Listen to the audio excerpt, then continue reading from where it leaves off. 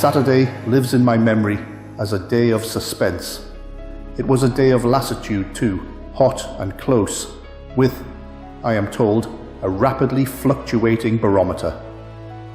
I had slept but little, though my wife had succeeded in sleeping, and I rose early.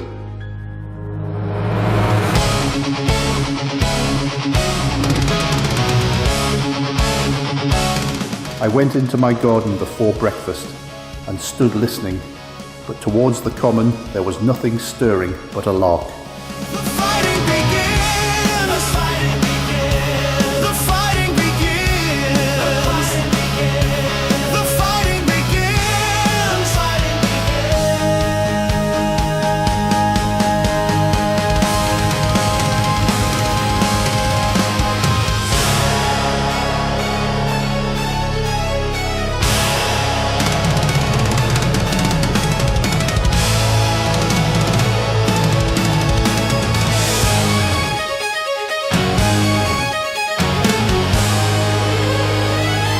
The milkman came as usual.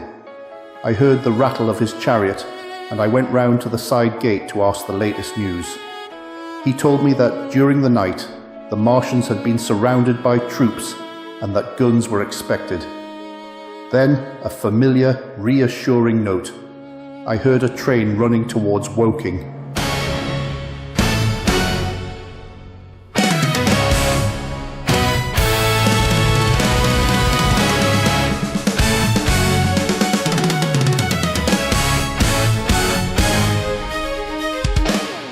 "They aren't to be killed," said the milkman, "if that can possibly be avoided." I saw my neighbour gardening, chatted with him for a time, and then strolled into breakfast. It was a most unexceptional morning. My neighbour was of opinion that the troops would be able to capture or to destroy the Martians during the day. "It's a pity they make themselves so unapproachable," he said. "It would be curious to know how they live on another planet. We might learn a thing or two."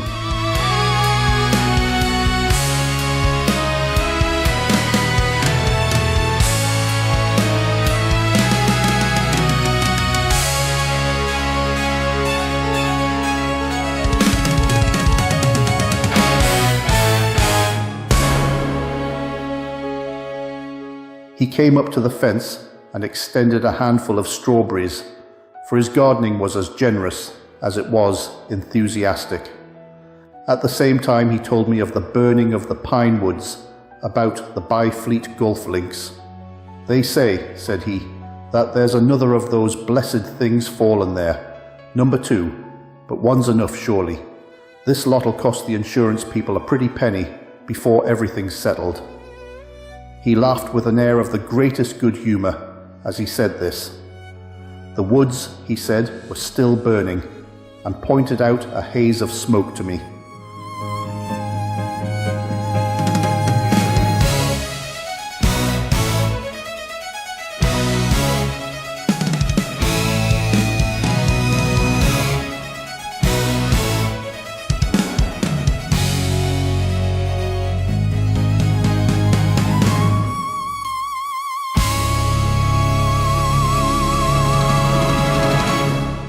"They will be hot underfoot for days, on account of the thick soil of pine needles and turf," he said, and then grew serious over poor Ogilvy.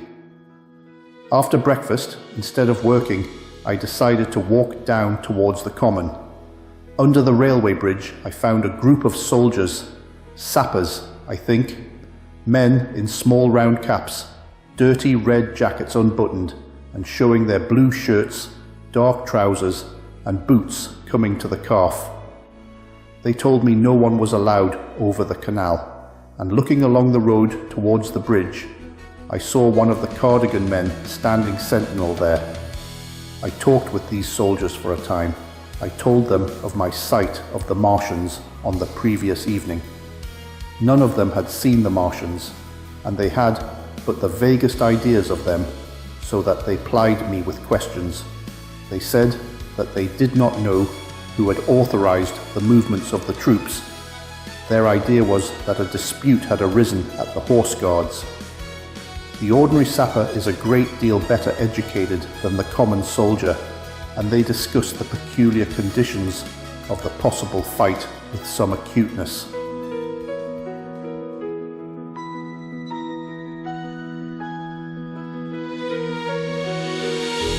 How to fight the Martians? Is there a way to defy a Martian? Is there any way? They don't sound so, though these Martians. I think we'll have an easy day.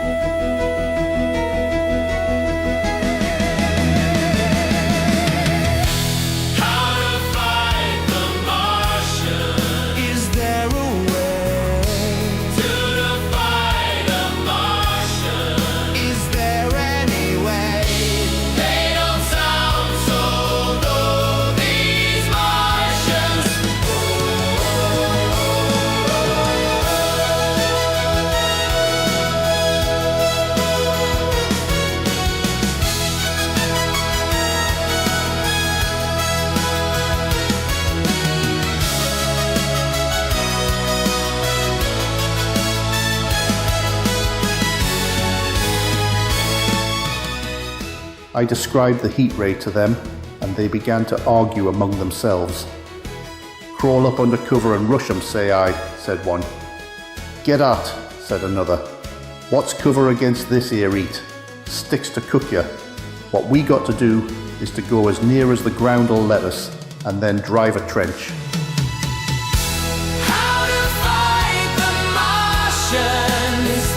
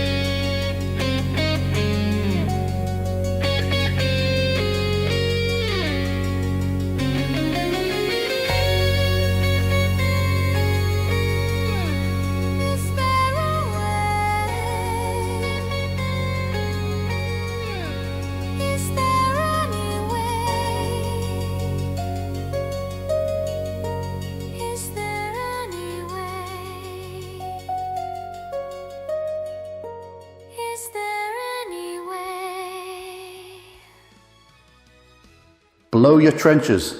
You always want trenches. You ought to have been born a rabbit snippy. Ain't they got any necks then? Said a third abruptly, a little contemplative dark man smoking a pipe. I repeated my description. "Octopuses," said he. "That's what I calls 'em. Talk about fishers of men. Fighters of fish it is this time." "It ain't no murder killing beast like that," said the first speaker. "Why not shell the darn things straight off and finish 'em?" said the little dark man. "You can't tell what they might do." "Where's your shells?" said the first speaker. "There ain't no time. Do it in a rush, that's my tip, and do it at once." So they discussed it.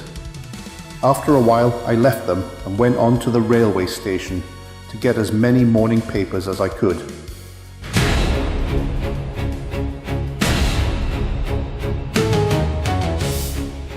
But I will not weary the reader with a description of that long morning and of the longer afternoon. I did not succeed in getting a glimpse of the common, for even Horsell and Chobham church towers were in the hands of the military authorities. The soldiers I addressed didn't know anything. The officers were mysterious as well as busy. I found people in the town quite secure again in the presence of the military, and I heard for the first time from Marshall, the tobacconist, that his son was among the dead on the common. The soldiers had made the people on the outskirts of Horsell lock up and leave their houses. I got back to lunch about 2, very tired for, as I've said, the day was extremely hot and dull, and in order to refresh myself, I took a cold bath in the afternoon. About 4:30, I went up to the railway station to get an evening paper, for the morning papers had contained only a very inaccurate description of the killing of Stent, Henderson, Ogilvy, and the others. But there was little I didn't know.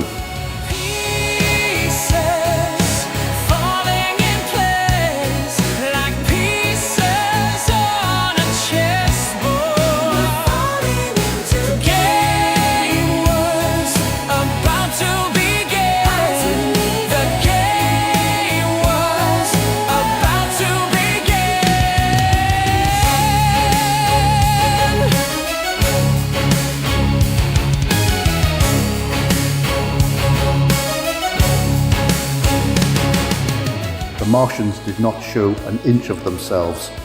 They seemed busy in their pit, and there was a sound of hammering and an almost continuous streamer of smoke. Apparently, they were busy getting ready for a struggle.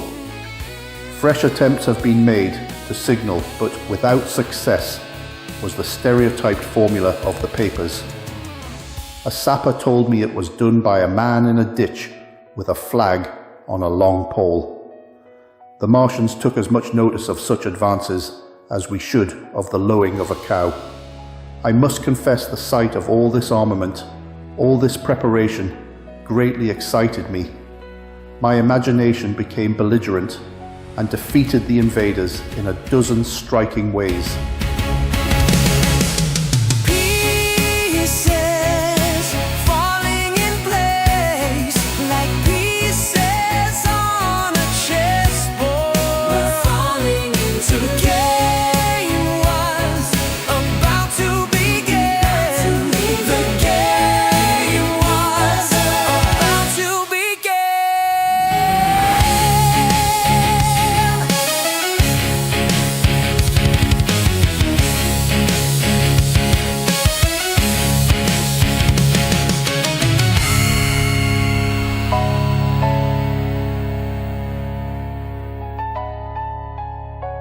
Something of my schoolboy dreams of battle and heroism came back.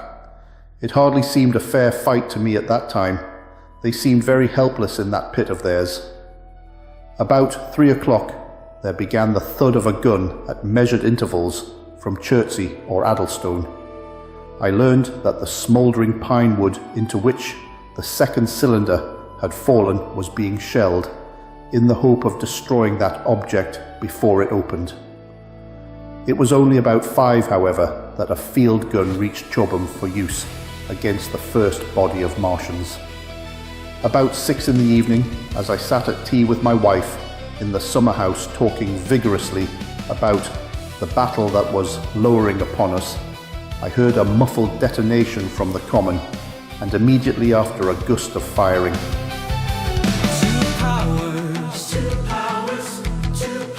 Meeting for the first time, two powers. Engaging for the first time, two powers. At war for the first time, two worlds. At war for the first time, two species. At war for the first time.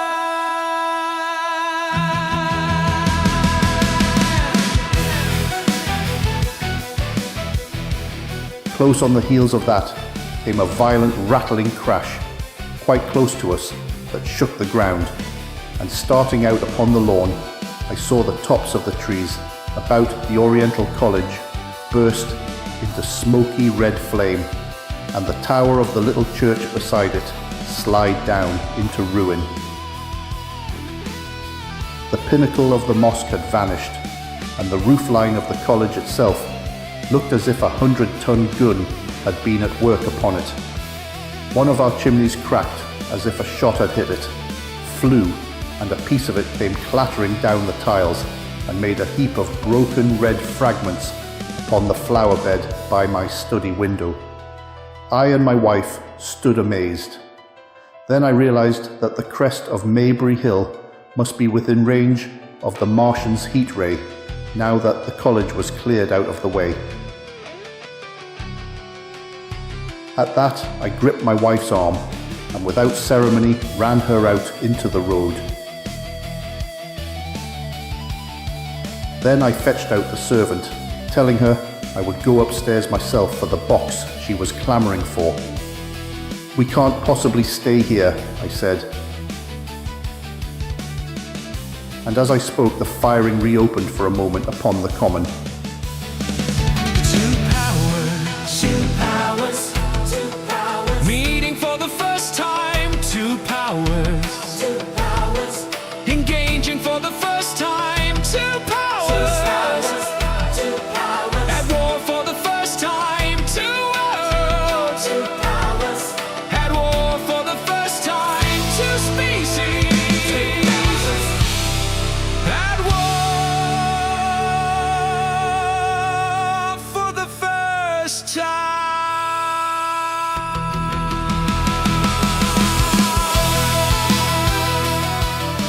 "But where are we to go?" said my wife in terror. I thought, perplexed. Then I remembered her cousins at Leatherhead. "Leatherhead!" I shouted above the sudden noise. She looked away from me downhill. The people were coming out of their houses, astonished. "How are we to get to Leatherhead?" she said. Down the hill, I saw a bevy of hussars ride under the railway bridge. 3 galloped through the open gates of the Oriental College. 2 others dismounted and began running from house to house. Engaging for the first time. At war for the first time. Meeting for the first time. Meeting for the first time. Meeting for the first time. Meeting for the first time. At war for the first time. Meeting for the first time. Meeting for the first time. Meeting for the first time. Meeting for the first time. Meeting for the first time. Meeting for the first time. The sun, shining through the smoke that drove up from the tops of the trees, seemed blood red and threw an unfamiliar lurid light upon everything. "Stop here," said I. "You are safe here."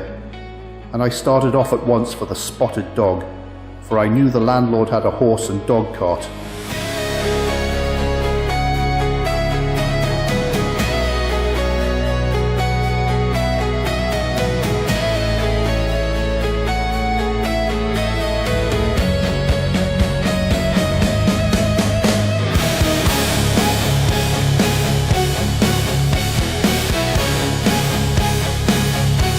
No one ever conceived, no one could have believed, no one could have believed, no one could have believed in those last days. No one could have believed,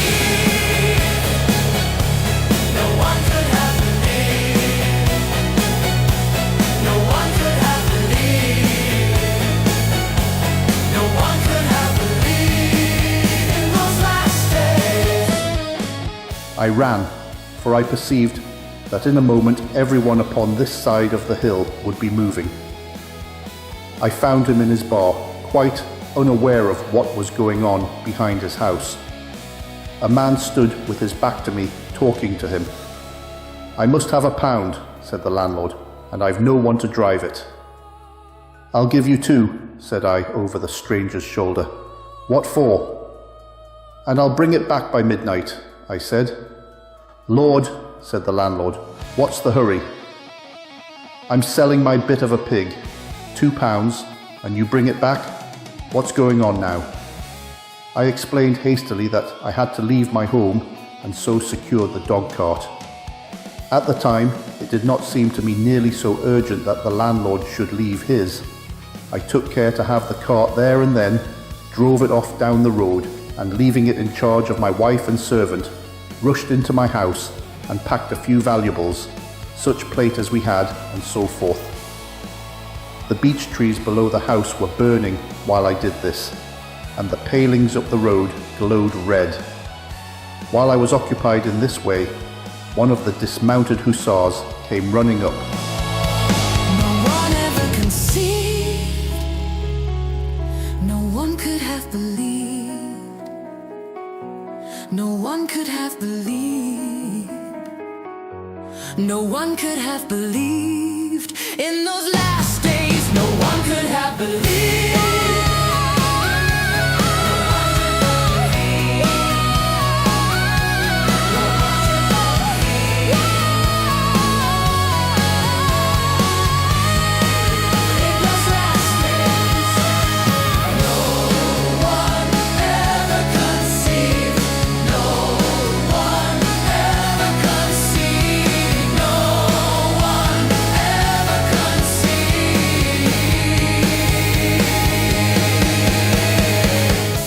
He was going from house to house, warning people to leave.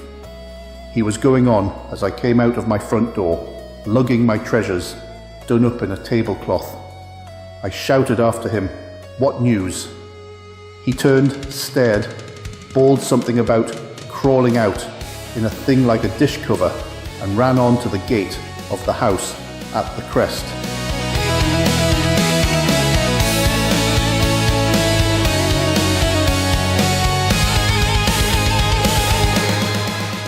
A sudden whirl of black smoke driving across the road hid him for a moment.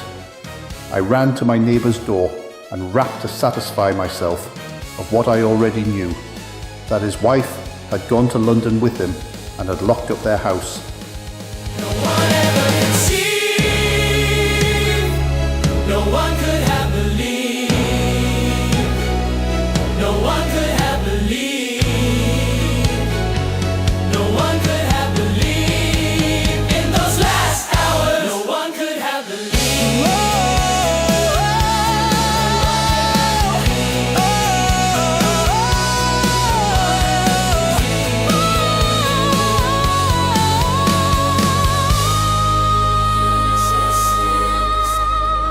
No one ever conceived, no one ever conceived, no one ever conceived.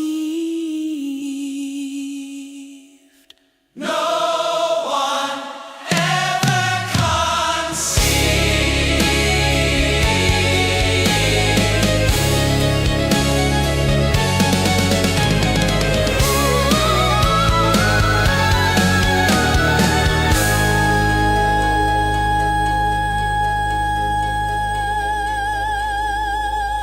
No one could have believed.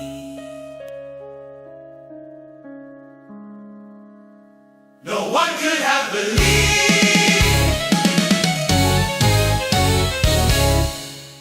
I went in again, according to my promise, to get my servant's box, lugged it out, clapped it beside her on the tail of the dog cart, and then caught the reins and jumped up into the driver's seat beside my wife. In another moment we were clear of the smoke and noise and spanking down the opposite slope of Maybury Hill towards Old Woking. In front was a quiet, sunny landscape, a wheat field ahead on either side of the road, and the Maybury Inn with its swinging sign. I saw the doctor's cart ahead of me. Trying to find the Martians. Is there a way? They're trying to find the Martians? Is there any way They don't sound so soft, these Martians. I think we'll have a dark future.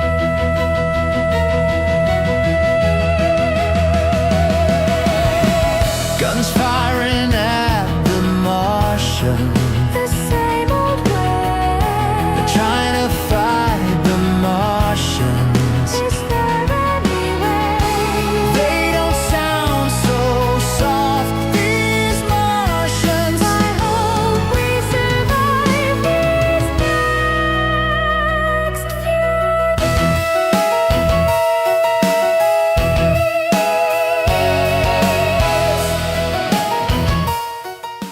At the bottom of the hill, I turned my head to look at the hillside I was leaving.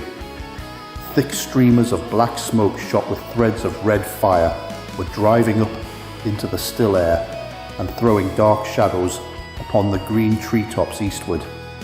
The smoke already extended far away to the east and west, to the Byfleet pine woods eastward, and to Woking on the west. The road was dotted with people running towards us, and very faint now, but very distinct through the hot, quiet air, one heard the whir of a machine gun that was presently stilled, and an intermittent cracking of rifles.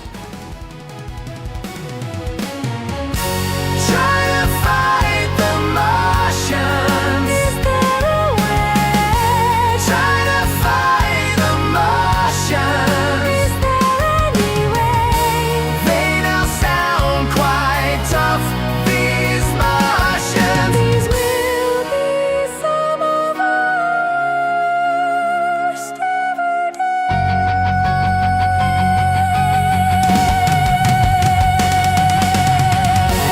Apparently the Martians were setting fire to everything within range of their heat ray. I am not an expert driver, and I had immediately to turn my attention to the horse. When I looked back again, the second hill had hidden the black smoke. I slashed the horse with the whip and gave him a loose rein until Woking and Send lay between us and that quivering tumult. I overtook and passed the doctor between Woking and Send. Our first battle with the Martians. It's not going our way. They're trying to fight the Martians. Sounds like it's them that are winning today. They don't sound so soft now. These